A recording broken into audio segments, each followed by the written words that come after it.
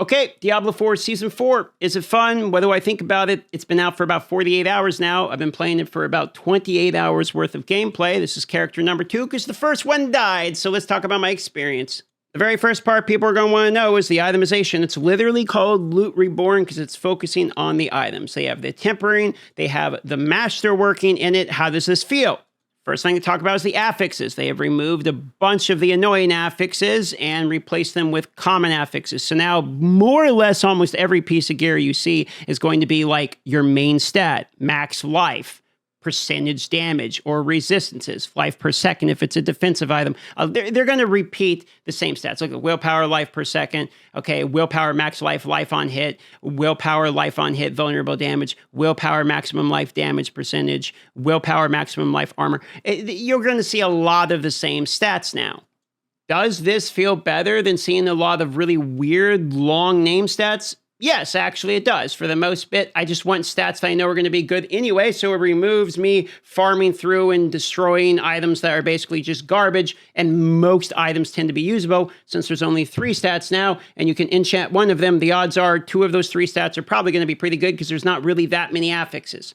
What about the tempering? Well, the way this works is you have with an ancestor item at the end, and that's all that really matters, because let's be honest, leveling is super fast now. You're going to get to ancestral gear very quickly, and you can equip it as soon as level 55, and you can also basically beat the capstone at level 55 anyway to get into World Tier 4, because the dungeon bosses for the capstone, at least right now, are kind of a joke. You can walk through them because your power is so inflated. So you can get to tempering 2 affixes on an ancestor item, 1 on a sacred and standard item. And how does this work? Well, you can only pick certain 2 recipes. For instance, if you are a glove, you can do offensive utility. If you're boots, you can do mobility utility. If you're a defensive item, it's defensive utility. And if you're a weapon, it's offensive and weapons, for instance. You can re-temper an item. So let's say I wanted to put on like a storm augment. All right, and I didn't get the one I want. I got wind shear projectile to cast twice. Don't want that one, so I can re-roll it and try to get a different one to get the one I want. Chance for wind spear again. You can re-roll the same one. Didn't want that one.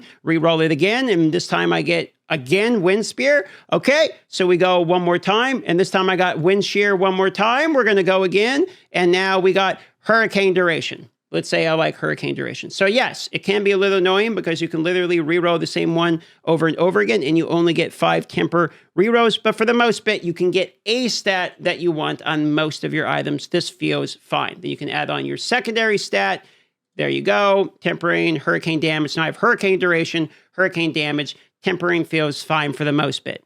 I do find myself mostly using and liking tempering to add on resistances. For instance, resistances actually work now, and with armor being 9,230 is the cap, getting your defensive layers are pretty easy. So you just put this in here, you go to defensive, you go to natural resistance, and you can add on your resistance you want. It's going to roll up to 50%. That paired with the fact that you can go to enchanting, and if you really need resistances, you can put on a pair of these here, go to enchant item, and re-roll this, and then you could get resistance just like that, fire resistance. So now you can get resistances pretty quickly, aka getting the defenses you need is pretty fast to do. Tempering's also got some pretty cool stats, like hurricane duration's an interesting one because I can just keep my hurricane up for longer, or hurricane size, for instance, but chance for tornado projectiles to cast twice, considering I'm using the werewolf tornado build, is actually really good. So some of these are actually like kind of crazy. And flat damage is even better than it ever used to be. They buff flat damage in the game, and you can see there's actually like chance to deal flat damage on this one too. Some of these are actually really crazy with the utility. Like a lot of your items are going to have utility on them because, for instance, these defensive items can only have defense and utility, and that's only 2 of them, and you can have 2 temper anyway. So you're going to have a utility, and one of the utilities on these is either like thorns, crowd duration, etc. Wolves attack speed, but these ones are cool. Worldly Fortune, you have a chance to slow, immobilize, stun, or freeze enemies. And you can have this stacking on multiple of these, so you either have a chance to slow, immobilize, stun, or freeze them, and you can have one of each of them, meaning that if you have something that makes it where you do bonus damage based upon if they're crowd control, like I do here as a druid, you can actually use this as a way to sort of pseudo-ramp your damage. So that's actually pretty cool. Masterworking's also pretty simple. You go in there, you get your 5% affix every time. You get that from just leveling up it, doing the pit over and over again, which is greater rifts, and blasting through greater rifts is actually pretty fun. We'll talk about the greater rifts here in just a second, or the pit as they're called in this game. Masterworking feels fine. This is where you're going to get your dopamine in an attempt to hit exactly the one you want, because there's now greater affixes in the game, and the greater affixes are your dopamine drops when you actually receive them. This is probably my favorite part of the itemization change, which is that the greater affixes make it feel like when you get an item, you're like, you have that, oh shit moment, that one's got double greater affix or whatever. And they can be somewhat pseudo rare. So this actually makes you feel like every now and then you're looking forward to looking at an item, like you're about to hover it over in your inventory, like, oh, what actually is it? Oh, it's damage greater affix or what have you. So the items, to wrap up the item conversation, the items feel better than they did before. It is much less annoying is the way that I would say it, which is going to be a key word. They cut out a lot of like the annoying stuff in the game, which we'll talk about in a moment too. So itemization, for me, yeah, that's a W. However, they did add one more annoying thing back into the game, which is that getting your sockets on your gear here is very hard to get these actually prism pieces, at least early in the game. Okay, I want to add a socket. Guess what? I got 2 of these things. So you can get them from World Boss, etc., but you have to be very careful about actually adding your sockets, because those materials are fairly rare. Or at least in my 28 hours, I've had a combined total between all my characters of acquiring 3 of these. So they simplified gems, but then made it like kind of hard to put the gems in the actual gear. Not a big deal, but something I noticed. Also, extracting gear is way simpler now. You just salvage it to actually be able to extract. So if I just go like this and click extract here, let me mark this so I don't extract that one. If I go like extract, you're going to see it's going to update my codex. And now my codex of power here has been updated with whatever the highest tier roll of the gear I just added was. So this is a really good quality of life.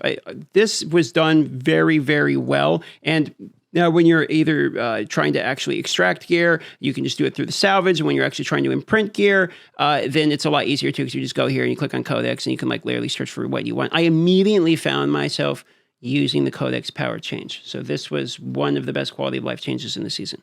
Okay, enough about like the items. How does the game actually play?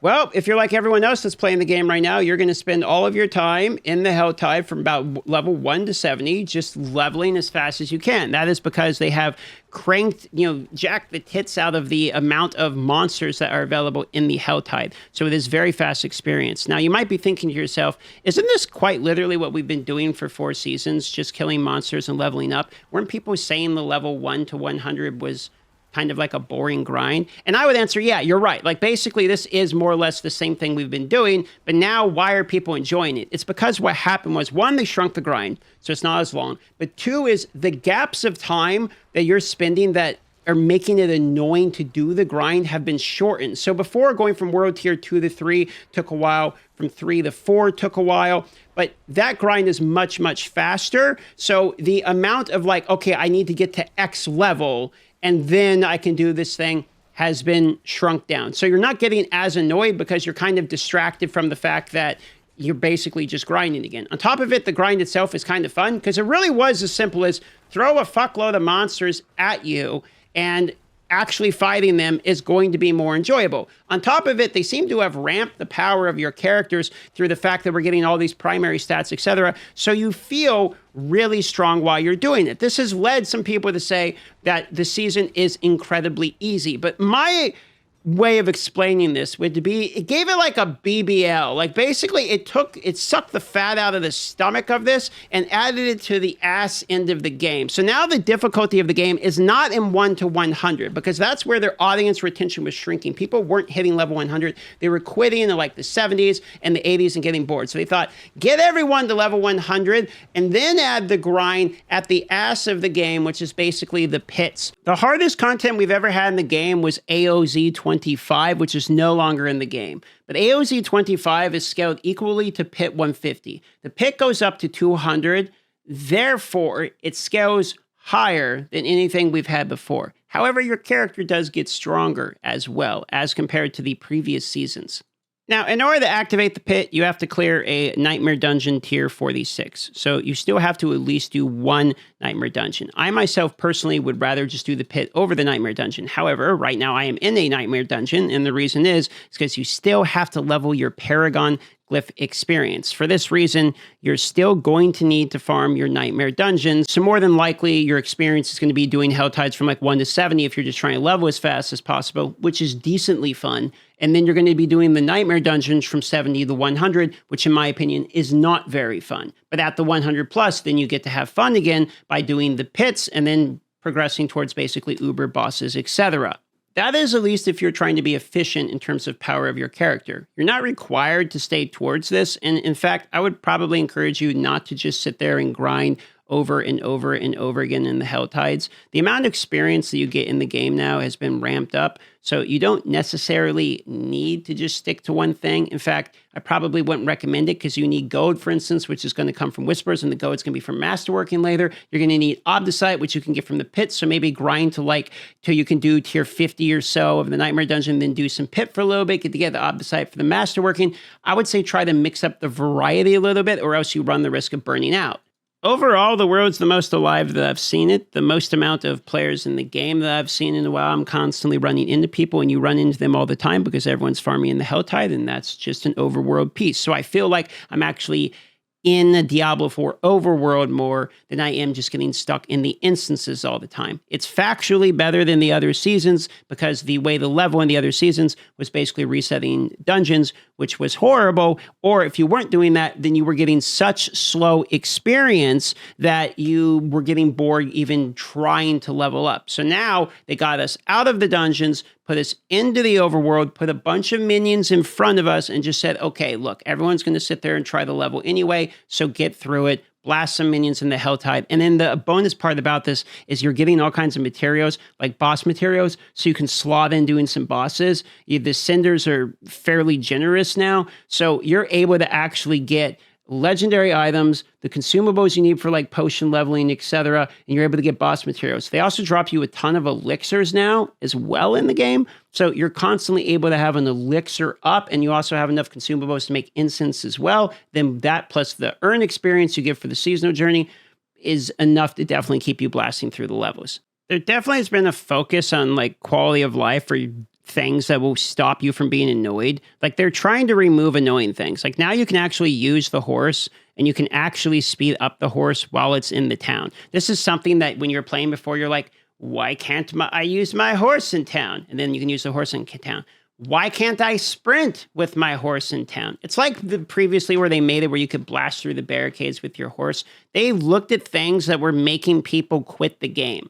And they basically said, we've got to remove the things that are pissing people off about the game. At a minimum, before we make the game have tons and tons and tons of content, we at least have to make the game stop actively making people want to quit. And that's really what the season feels like. They went through, they found the moments in audience retention where players were dipping down in boredom, and they gutted those moments and squished them together, okay? Then they threw it on the ass end of it with the pits, etc., and then jacked it up to give you something to do at the end of the game. Then they looked at things that were pissing people off in terms of annoyance, like the codex or inventory space, or the affix is not making a lot of sense, and they think this is making people quit too.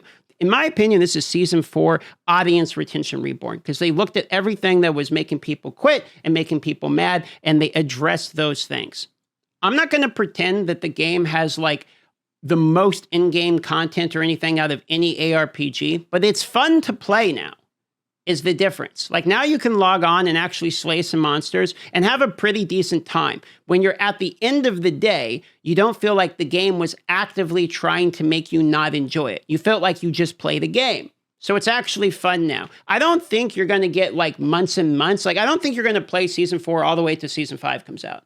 Okay, I don't think that. But I do think while you choose to play it until you do finally get bored, you're probably going to have a pretty decent time at it at least. So for me, it's the best season, because they removed stuff that I just didn't like about the game. And I feel a lot of people didn't like about the game. They kind of gave you, skipped straight to the dessert. Here's your levels. Here's your next world tier. We added some greater rifts for you. We understand you guys like just blasting through at Diablo 3. We missed the mark with some of the stuff in Diablo 4. We're just going to remove it, speed everything up, and at least that will give you some more dopamine at least quicker. Here's some greater affixes with a star next to it so you can get hype about some of the item drops. Here's some quality of life. Here's a horse in town that you can go fast, go have fun with it. I know there's no like major seasonal mechanic. I know the Uber bosses are the same bosses reskinned with one new boss. I don't care. At this point, it's fine. This basically is, in my opinion, the game is caught up to where it basically everyone wanted it to be on release. It's now a decent game to log into. I can play it for a couple weeks. I don't need Diablo 4 to last me all the way until Season 5. I can play this until the next ARPG that you bounce between has their leak, and I can enjoy my time. And then when I go to play something else, I can be like, yeah, that was a decent playthrough, and I can go to something else, and I don't have to like, oh no, it's Season 5. You know, is it going to be like, at least the core game is functional. The core game is enjoyable, way more than it was to get to level 100 before. And now they can build upon it. I think Season 4 is probably the best that Diablo 4's state has been in yet so far. At least that's my opinion. So I'm pretty positive about this season. I was very negative about Season 3. I didn't even complete it. Didn't have a very good time. Season 4, I'm having probably the best time I've had since Season 2, and I would say it's probably the most enjoyable experience I've had in Diablo 4 since launch. At least that's how I feel about it. Current state, I'll play the Ubers. We'll see what the in-game's like. We'll do a full, longer review of it. But for this state, for an early impression, it's actually quite fun. If you're curious whether or not you were going to want to relog in, if you haven't logged in since like Season 1 or something, or you got bored on launch or something like that, dip your head in. Give it a shot, give it a few hours, see what you think. You'll blast through way quicker than you were before. And so far, I'm enjoying it.